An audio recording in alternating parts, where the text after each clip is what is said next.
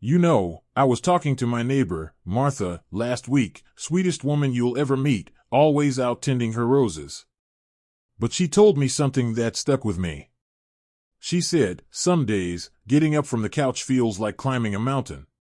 Can you relate? That moment when you think, where'd my pep go? Or maybe you've caught yourself worrying, what if I can't keep doing the things I love? Well, here's the good news. Staying strong and self-reliant isn't about running marathons or lifting heavy weights. It's about small, consistent steps, movements, that keep your body working for you, not against you. And today, I want to share 3 simple exercises that'll help you do just that.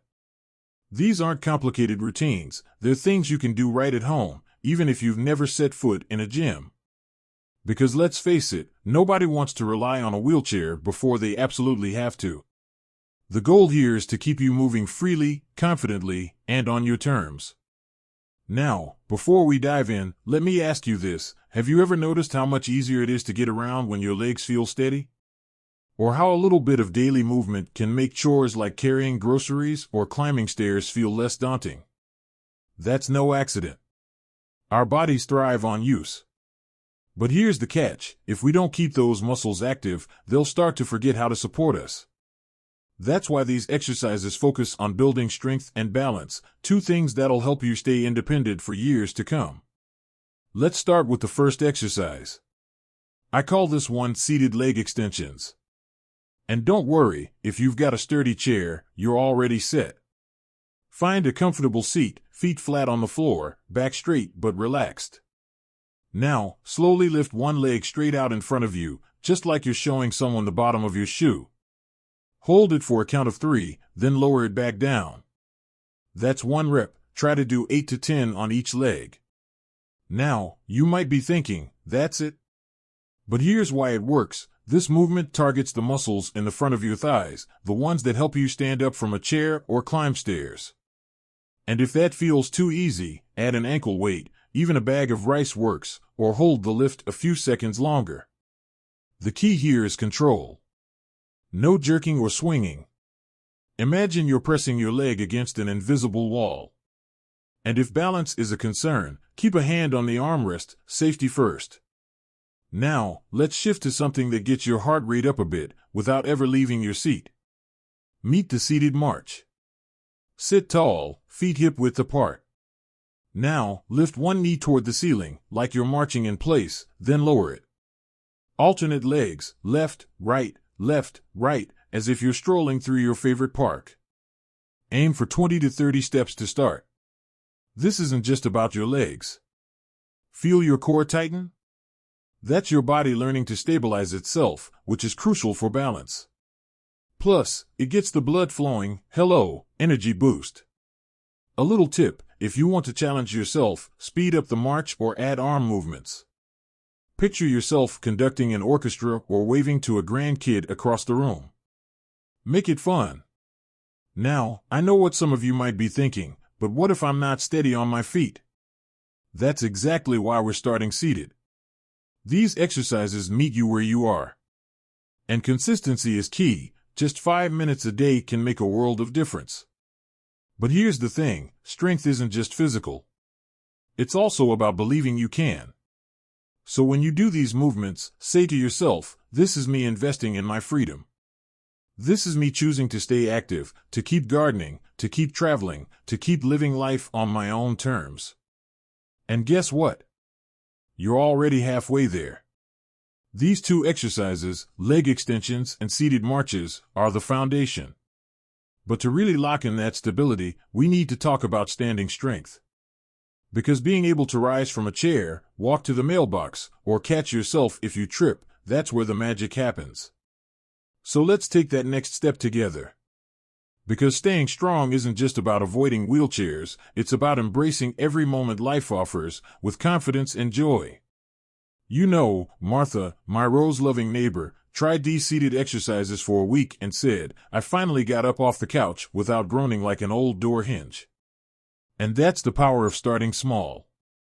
But here's where we take that progress and run with it. Well, maybe not run, but definitely stand tall with it. Let's move to the third exercise, and don't worry, your chair is still your best friend here.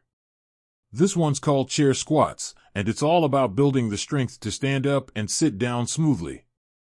Because let's be honest, life is full of moments where you need to rise with confidence, whether it's answering the door, reaching a high shelf, or getting out of your car after a drive. Start by standing in front of your chair, feet hip-width apart. Now, slowly lower yourself almost to the seat, as if you're about to sit down, but stop just before you touch it. Then, press through your heels to stand back up. Think of it like hovering over a public toilet seat you're not quite sure about. Aim for 5 to 8 reps to start. And if that feels tough, it's okay to let your hips gently tap the chair each time. The goal is to train those leg muscles, not to race through it. Feel that burn in your thighs? That's your body saying, "Thank you for reminding me I've still got work to do." This exercise targets your quads, glutes, and even your core, the very muscles that keep you stable on your feet. And here's the secret, the slower you go, the more strength you'll build. It's like savoring a good cup of tea instead of gulping it down. Now, if balance is a concern, keep both hands on the chair. No shame in that. My Uncle Lou does these while humming Frank Sinatra tunes, says it keeps him in the rhythm. Whatever works, right? Here's why I love this exercise. It's not just about strength, it's about trusting your body again. Every time you lower yourself and rise back up, you're proving to yourself, "I've got this."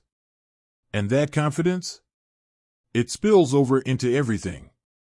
Suddenly, you're not hesitating to walk to the mailbox or join the grandkids in the backyard. But let's talk about how to make this a habit. Martha told me she pairs her squats with her morning coffee routine. She does a couple while the kettle boils and says, "By the time I sip my first cup, I've already done something good for me."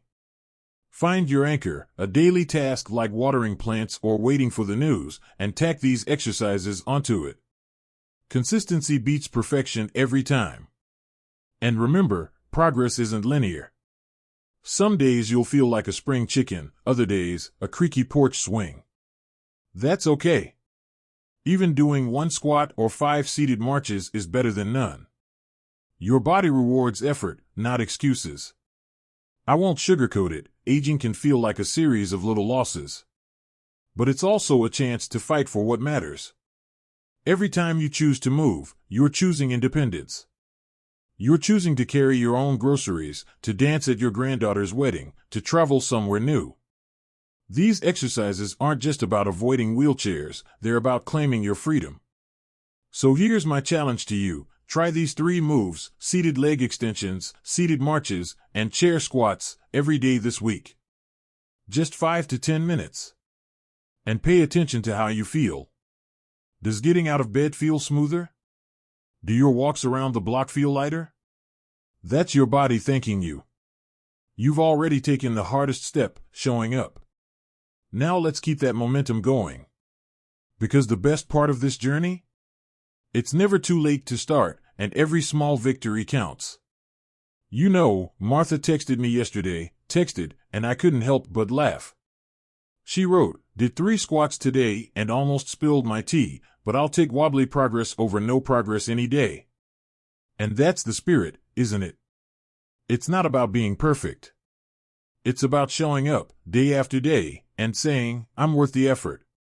We've covered 3 simple exercises together: seated leg extensions to keep those thighs strong, seated marches to get your blood pumping, and chair squats to build trust in your body's ability to rise and conquer. But here's what I really want you to take away. Strength isn't a destination, it's a daily conversation. A chat between you and your muscles, you and your balance, you and your future self. Think about it.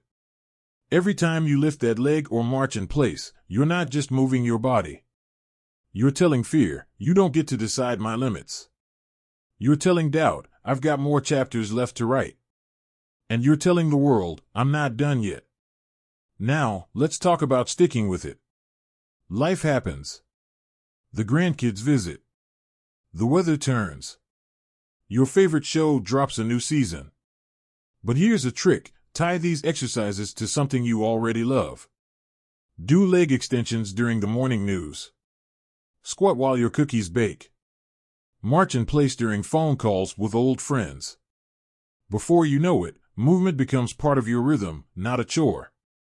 And if you slip up, give yourself grace. Martha missed 2 days last month because of rain, and you know what she said? Even the roses need a break sometimes. Then she got right back to it. That's the beauty of this, it's never too late to start again. I want you to picture something. Close your eyes for a moment, no peeking, and imagine yourself 6 months from now. You're standing at the edge of your garden, or maybe walking through a farmer's market, or lifting a suitcase into the car for a weekend trip. And you realize it's easy. No gritting your teeth. No white-knuckling the armrest. Just you, moving through the world like you own it. That's what's possible. So let's make a pact, you and I, promise me you'll try. Not try as in maybe someday, but try as in today. Right now. Stand up from your chair once, just once, and sit back down, slowly, mindfully, to remind yourself how capable you are. Go ahead, I'll wait. There. You've already begun. Now, I'd love to hear your story. Drop a comment below, tell me which exercise feels easiest, which one makes you grumble, or share your own tips for staying motivated. Let's build a community right here, cheering each other on. And if this video resonated with you, pass it along to a friend. After all, who doesn't want a little more strength and freedom in their life? Before I go, don't forget to hit that like button and subscribe. It's the best way to make sure you never miss our weekly tips for living boldly, no matter your age. Remember, aging isn't about losing steam, it's about shifting gears. You've got the wisdom, the stories, and now the tools to keep your body as resilient as your spirit. So keep moving, keep laughing, and keep proving that life after 70 isn't about slowing down, it's about striding forward. Here's to you, strong, steady, and gloriously self-reliant.